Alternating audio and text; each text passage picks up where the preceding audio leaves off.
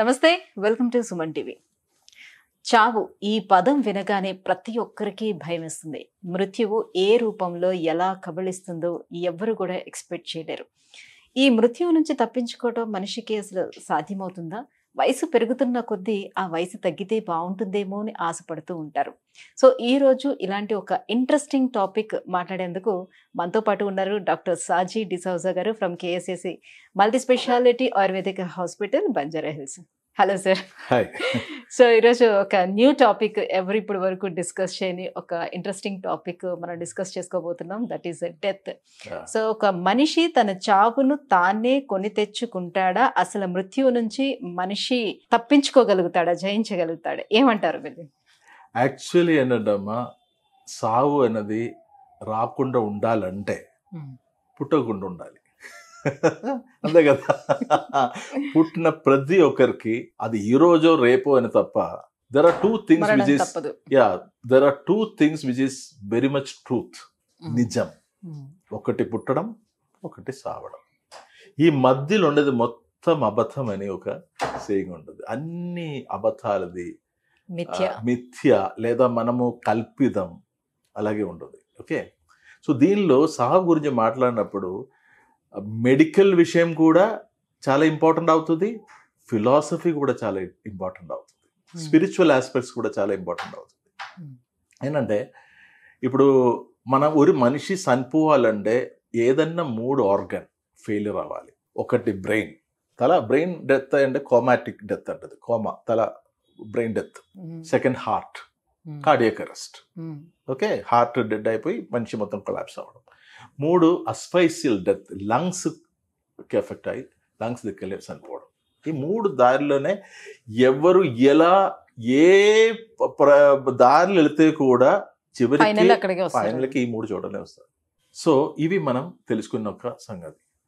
మనకి వరల్డోమీటర్ అనే ఒక సంగతి ఉంది. ఒక రోజు ఎంతమంది పుట్టుతున్నాడు, ఎంతమంది చనిపోతున్నాడు, ఎన్ని యాక్సిడెంట్స్ జరుగుతున్నాయి, ప్రతి ఒక్క దీని మీద ఉన్న రికార్డ్ ఉంటుంది. ఓకే, దీని ప్రకారం అండ్ దెన్ మనం రీసెర్చ్ చేసి చూసిన ప్రకారం ఇప్పుడు స్టాండర్డ్ సావుకి కారణం అంటే మన హెల్త్ ప్రాబ్లం వచ్చి మన సావు, అది గురించి మనం ఆలోచిస్తే ఫస్ట్ రీసెంట్ ఫ్లూ వస్తుంది. ఫ్లూ అంటే ఏంటి? కోల్డ్. చిన్నగా కోల్డే కదా అనుకుంటాం, కానీ ప్రపంచంలో ఎక్కువ మంది చనిపోయేది కోల్డ్, ఆ ఫ్లూతో. ఇప్పుడు దానికి కూడా వ్యాక్సిన్ అనేది చెప్పుకొని ఎన్నో సంవత్సరాల నుంచి వ్యాక్సిన్ చేస్తూ ఉంటుంది. యుఎస్లన్నీ every year they are getting vaccinated. That it is craziness toward flu vaccines. అట్లా తీసుకుంటే కూడా పోవాల్సిన వాళ్ళు వెళ్ళిపోతూనే ఉంటుంది. Second, cardiac arrest, heart failure, cardiac failure. Okay. Third, road traffic accidents చెప్పకుండా, లేదా రెస్పిరేటరీ. థర్డ్ మనది ఈ cardiac arrest as well as respiratory failures, respiration లంగ్స్లకు వచ్చిన రకరకాల ఇన్ఫెక్షన్. అది మళ్ళీ కూడా ఫ్లూవే, లంగ్స్లో వెళ్ళిపోయి న్యూమోనియా లాగా కన్వర్ట్ అయ్యి అట్లా పోవడం అనేది. ఇంకా చాలా ఇంపార్టెంట్ ఒక విషయం ఉంది, 4th పొజిషన్లో వచ్చేది. What it is? Doctors and hospitals. అదేంటి? రక్షించిన వాళ్ళే మన సావుకి కారణం అవుతుంది. This is the topic which I want to discuss basically. అంటే మనకి 3 గ్రూప్ డాక్టర్స్ ఉన్నాయి. ఒకటి, ఇప్పుడు మన డాక్టర్ దగ్గర వెళ్ళి మన ప్రాబ్లం ఉందంటే ఏం లేదు అని చెప్పడం, మనకి చాలా హ్యాపీగా ఫీల్ అవుతాం. అయ్యో నాకు ఏం లేదు, ఇంత పెద్ద డాక్టర్ చెప్పినా కదా నాకు ఏం లేదని. సెకండ్, ఆ ఏం లేదని చెప్పిన టైంలోనే ఆయన ప్రిస్క్రిప్షన్ నిండా మెడిసిన్స్ ఉంటుంది. కావాలంటే 2 ప్రిస్క్రిప్షన్ తీసుకోండి, లేదంటే ఉల్టా అటు ఇటు తిప్పి రాస్తాడు మెడిసిన్స్, ఏం లేదని చెప్పిన డాక్టర్ రాసేది. సెకండ్ ఏంటంటే, ఒక చిన్న సమస్య వస్తే అమ్మో నీ అదృష్టం రా నీ ఇప్పుడు మా దగ్గర రావడం, అది కూడా నా దగ్గర రావడం, లేదంటే ఎప్పుడో పోయేది. ఒక 5 minutes లేట్ అయింది అనుకోండి, లేదా నీ ఈ రోజు తప్పింది అనుకోండి, అయిపోయింది. ఏం సార్, లేదా ఇమ్మీడియట్గా అది చేయాలి, లేదంటే అంతే నీ లైఫ్. సార్ నేను ఇంటిలో వెళ్ళిపోయి కూర్చొని ఇంటికి వెళ్ళిపో అక్కడ చేరుతారు లేదని కూడా నాకు తెలియదమ్మా, మళ్ళీ అన్ని రిస్క్. అంత పేషెంట్ని భయపడిచ్చేసి నీకు అదా అయిపోతే ఇదా అయిపోతే చేయి కలపడిపోతాయి, లేదా అదా అయిపోతుంది వెంటనే అదుకుడిపోతాయి అని భయపడిచి పేషెంట్ని పిండేసి మరి వాళ్ళని పిచ్చిగా స్ట్రెస్లో పెట్టి కన్ఫ్యూజ్ మైండ్లో ఉన్న డబ్బులు దొబ్బేయడం ఒక గ్రూప్. థర్డ్ గ్రూప్ ఉంటుంది, చూడమ్మా ఇలా ఇలా ప్రాబ్లం ఉంది, ఇట్లా చేస్తే నీకు దాని నుంచి బయటకు రావచ్చు. ప్రాబ్లం చెప్పి దానికి సొల్యూషన్ కూడా కొంచెం చూపిస్తారు. కానీ మన దురదృష్టమో, I'm talking from the patients perspective, ఎక్కువ మంది పేషెంట్ దొరికేది ఈ ఫస్ట్ 2 గ్రూప్ డాక్టర్స్కి. ఎందుకు తెలుసా? అంటే ఒకటి ఏం లేదని చెప్తున్నాం కదా, అమ్మో నాకు ఏం లేదని అన్నారు కదా ఇంత పెద్ద డాక్టరు, అందే అదొక ఆత్మ అభిమానం, ధైర్యం.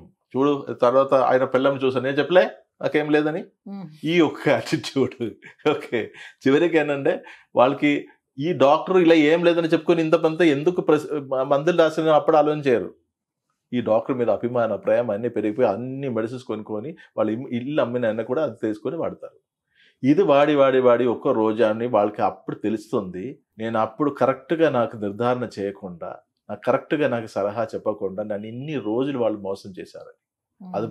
అది తెలిసినప్పటి వరకు మనకి పాస్పోర్ట్ వీసా అన్ని రెడీగా ఉంటుంది. నేను మన ఈ సావు అనే సంగతికి లాస్ట్ వెళ్ళి యముడు బండి ఎక్కి హార్న్ కొట్టిన టైంకే ఇవి అర్థమయ్యేది. అప్పుడు వరకు ఆ డాక్టర్ దేవుడు. సెకండ్ గ్రూప్ ఉంది చూడండి, భయపడిచి తీసుకొని గబ్బన పోయి ఏదైనా తీసుకున్న తర్వాత వచ్చిన అమ్మ అవసరం లేకుండా ఈయన నన్ను ఇది చేస్తుంది, అది తర్వాత రిజల్ట్ అయ్యేది. సో దయచేసి మీతో ఓపెన్గా ఇదిగో ఇది ఇట్లా ఒక్క డాక్టర్ని కన్సల్ట్ చేసే వెంటనే డిసిషన్ తీసుకోపాకండి. మనకి పోయేది ఏముంది, కొన్ని డాక్టర్ది కన్సల్టింగ్ ఫీజు అంతే కదా, మన ప్రాణం దానికైనా ఇంపార్టెంట్ కదా. సో ఒక ముగ్గురు డాక్టర్స్ని కలవండి, వాళ్ళ అన్ని అభిప్రాయం తెలుసుకోండి, ఆ డాక్టర్ గురించి మీరు బయట తెలుసుకోండి. తర్వాత మీ ఇంట్లో కుటుంబ సభ్యులతో మాట్లాడితే ఇంకొకది, ప్రతి ఒక్కరు డాక్టరే, ప్రతి ఒక్కరు సలహాలు ఇస్తారు. అమ్మమ్మ నుంచి అందరం, పక్కన ఇంటి వాళ్ళు కూడా వచ్చి సలహా ఇస్తాడు, అదొక వేరొకటి. సో మీరే సొంతంగా డిసిషన్ తీసుకోండి, నేను ఏం చేయాలి ఇట్లా. ఓకే, సో అది డాక్టర్స్ అండ్ హాస్పిటల్ అని. అంటే కొన్ని కంట్రీస్ ఉన్నాయి, చాలా తక్కువ మంది డాక్టర్స్ హాస్పిటల్స్ ఉన్న కంట్రీస్. మీరు గూగుల్ చేయండి, మీకే తెలిసిపోతుంది. ఆ కంట్రీస్లోనే మ్యాక్సిమం సావు తక్కువనే ఉంటుంది. So many diseases are induced by hospitals and doctor. ఒకటి మానసికంగా కూలిపోవడం, సెకండ్ ఈ ఒక్క మెడిసిన్ ఇచ్చేసి అనవసరంగా ప్రయోగాలు చేసి కొన్ని ఏళ్ళు ప్రయోగాలు చేస్తారు. ఏదో అక్కడ WHO కూర్చొని ఏదో చెప్తాడు, దీనికి బాగుంటుంది అంటే అందరూ అదే పాట పాడతాడు. చివరికి WHO చెప్తే అయ్యో అది తప్ప జరిగింది, నాకు ఇది ఇప్పుడు కాదు, అది మన అది కాదు. మనం కోవిడ్ టైంలో ఇలాగే చూసాం మనం. కోవిడ్ మాత్రం కాదండి, అన్ని రోజులు ఇదే జరుగుతుంది, అన్ని బయటకు రావడం లేదు. ఓకే, సో మీరు దయచేసి భారతీయుడు ఫస్ట్ ఇండియన్ సిస్టమ్ని నమ్మండి. ఇండియన్ సిస్టమ్ దగ్గరికి మీకు ఎట్టు విధంగా ద్రోహాలు జరగవు. అది కూడా క్వాలిఫైడ్ దగ్గర పోవాలి. ఏదో టెంట్ కట్టుకొని ఉన్న కూర్చున్న వైద్యుల దగ్గర కాదు. ఏదో అంటే ఆ వైద్యం చేస్తాం, ఈ వైద్యం చేస్తాం, ఆ మూలికలు ఇది చేసుకొని పెట్టుకునే వాళ్ళు కాదు. Qualified BAMS MD MS ayurvedic doctors. Indian system, మన ఇండియన్లో పుట్టి పెరిగిన వాళ్ళకి, మన భూప్రదేశంకి మనం వచ్చి పెరిగిన కల్చర్ ఉంటుంది, దీనికి అనుసృతంగా మనకి కొన్ని మెడికేషన్ ఉంటుంది. ఇదే మనకు బెస్ట్. ఓకే, మనం ఇప్పుడు ఏంటి పిజ్జా, బర్గర్లు, మన ఇది ఏంటి పెప్సీ, థమ్స్అప్, కోకోకోలా, అవి ఇవి. మా ఇంట్లో ఉన్న కుంగుడుకాయలను మించిన ఏదన్నా షాంపూ ఉందండి ప్రపంచంలో లేదు. అది మనకు తెలియదు. తెలుస్తుంది ఎప్పుడు ఎంట్రుకలన్నీ రాలిపోయి ఇంకా ఏమి రాదు అక్కడనే ఉన్నప్పుడు మనకు తెలుస్తుంది. అదేవిధంగా మా తల్లి పాలు లేదా మన ఇంట్లో మన తల్లి వండిన భోజనం, దానికైనా మించిన ఏ ఫుడ్ లేదండి ప్రపంచంలో. So come back to your roots. మన వేరుకి రావాలి. అండ్ వేరులు ఎంత స్ట్రాంగ్ ఉంటుందో అంత మంచి ఫ్రూట్లు మనకు బయటకు వస్తుంది. ఈ న్యాయం ఎవ్వరికి తెలియదు, తెలిస్తే కూడా కొంచెం పక్కన పెడతారు. ఓకే, మనకి కొన్ని డ్రామా కావాలి. ఎందుకండి మనకి సస్పెన్స్ థ్రిల్లర్ మూవీస్ మనకు ఎక్కువ నచ్చుతుంది, లేదా ఏడుపు స్టోరీస్ సీరియల్స్ మనకు ఎక్కువ నచ్చుతుంది? ఎందుకంటే మనకు కొన్ని డ్రామా కావాలి. సో ఆయుర్వేదంలో ఇక్కడ డ్రామా జరగదు. ఇక్కడ ఉన్నది నిజంగా మనకి తెలిసినది. ఇప్పుడు జింజర్ కొన్ని విషయాలకి మంచిది ఉండదంటే, ఇది నీ చెప్పి నాకు తెలియాలా అంటది. కానీ ఆ జింజర్లో ఉన్న ఇది కరెక్ట్గా వాడితే చాలా మంది కోల్డ్ రాదండి. పెప్పర్ కరెక్ట్గా మనం పెప్పర్ రసం మనం తీసుకున్న మనం తీసుకుంటే మనకు చాలా మంది జబ్బులు రావు. మన పారంపర్యంలాగా మనకు పండుగలు వస్తాయి కదా, ఉగాది పచ్చడి మనం చేస్తున్నాం. ఆ ఉగాది పచ్చడిలో ఏమాత్రం ఔషధం ఉందని మనకు తెలియదు. అది మన శరీరం ఎంత మాత్రం ఇదన్నీ తెలియదు. సో ఇవి అన్ని మనం బేసిక్స్లో వచ్చి మా ప్రదేశానికి మాకు ఏది మంచిది, మా భోజనములు మనకి ఇట్లా విందు భోజనములు ఎలా ఎలా ఏదో ఉండదు, ఇది మనకి సంవత్సరంగా తరతరాలుగా మనకి ఇది అలవాటు, మన జీన్స్లోనే ఉంది అది. దానికి వ్యతిరేకంగా మనం పోయి ఏదైనా ఆడితేనే మనకి ఇట్లాంటి సమస్యలు వస్తుంది. వెంటనే యముడికి కాలింగ్ బెల్ కొట్టడం ఇది అవుతుంది, లేదంటే అవసరమే లేదు. మళ్ళీ ఫస్ట్ ఆఫ్ ఆల్ ఒక మంచి చూసుకునేటప్పుడే ఒక మంచి డాక్టర్ అనేది సెలెక్ట్ చేసుకోవడం అనేది మెయిన్ ఇంపార్టెంట్ అని అంటారు. అబ్సల్యూట్లీ అండి, absolutely. Because doctor is a good guide అండి. ఆ గైడ్ కొంచెం మన, ఎందుకంటే ఇప్పుడు పిల్లలు ఎలా ఉంది, పిల్లలకి ఒక మంచి టీచర్ దొరకలేకపోతే పిల్లలది ఫ్యూచర్ పోతుందండి. పిల్లలకి అప్పుడు సొంతంగా ఆలోచించడానికి ఒకటి ఇది ఉండదు. సో ఈ పిల్లలకి చదువు ఇచ్చిన ఆ ఒక ఏంటి మన లోపల నుంచి ఒక ఫీలింగ్స్ రావాలి వాళ్ళకి. సో అలాంటి compassionate doctors are more better than high degree qualified doctors. Compassionate, మన మానవత్వం తెలియాలి. అది వచ్చి అది ఒక మనిషి, నాలాంటి ఒక మనిషి అని తెలియాలి. వాళ్ళకు కూడా ఫీలింగ్స్, ఇమోషన్స్ అవి అన్నీ ఉన్నాయి. వాళ్ళు కూడా నీలాంటి ఒక కుటుంబం నుంచి వచ్చిన ఒక ఫీలింగ్స్ వాళ్ళకు ఉండాలి. అలా కంపాషన్గా ఉన్న డాక్టర్ ఉంటే ఆ పేషెంట్ సక్సెస్ అండి. ఆ డాక్టర్కి ఎన్ని డిగ్రీస్ ఉండదు అనవసరం. కానీ వాళ్ళు ఇన్ని డిగ్రీస్ పెట్టుకుంటే ఏంటంటే, నేను ఇంత డిగ్రీస్ చదువుకున్నాం కదా, నేను ఆ యాంగిల్లోనే ఆలోచించి చేస్తారు అని వస్తారు. బేసిక్స్ ఆలోచించారు ఎప్పుడు. సో సావుకు ముఖ్యంగా కారణము రకరకాల జబ్బులతో పాటు చిన్న జలుపు నుంచి క్యాన్సర్ అన్ని చాలా తక్కువ వస్తుంది, చాలా గ్రేడ్లు కింద వస్తుందండి.